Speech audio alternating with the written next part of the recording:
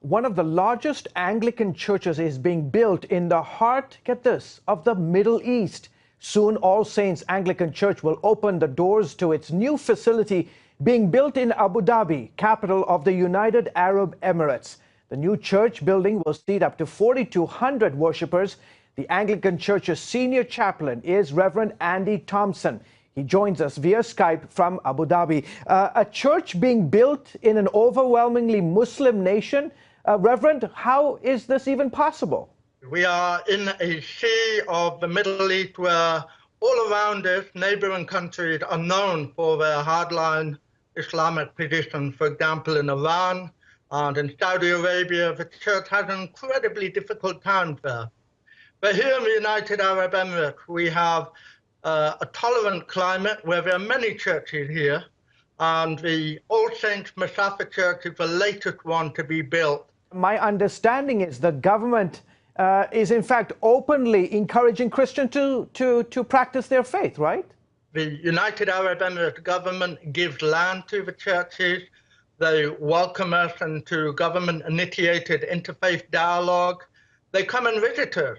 Every year we have a sheikh come to our Remembrance Sunday service.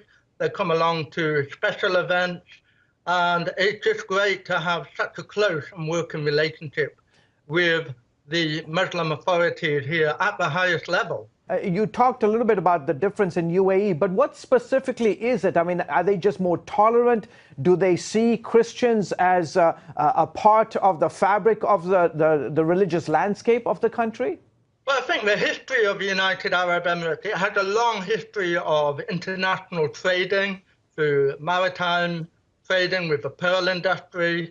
There's been a long history of trading with India and with Iran and with Iraq, where they've met people of very different religions and faiths over the centuries.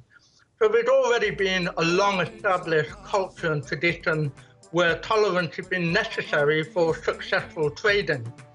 But in addition to that, most of the Emirati leadership have lived in the West, they've studied in the West, and there's also been a very positive history of Christian-Muslim interaction. As you mentioned, there are more than 40 churches operating in this predominantly Muslim nation, right? Christians constitute 9% of the entire population here.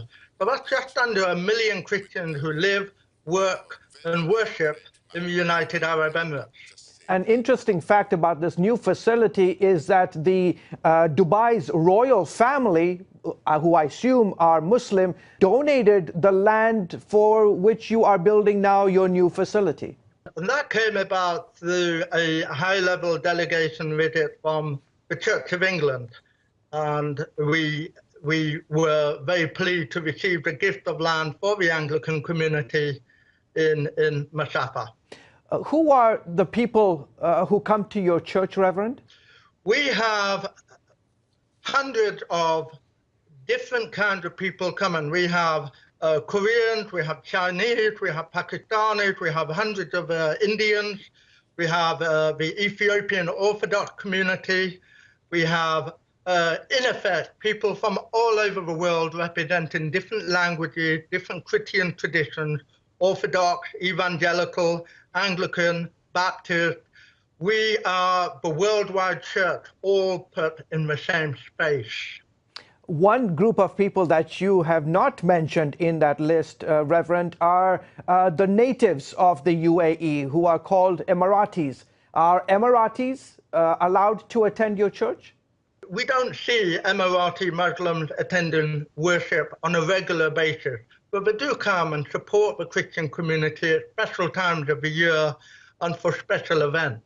Reverend Andy Thompson, a fascinating development in the heart of the Middle East. Congratulations on your soon-to-be-complete building, and thank you for joining us on the show this week.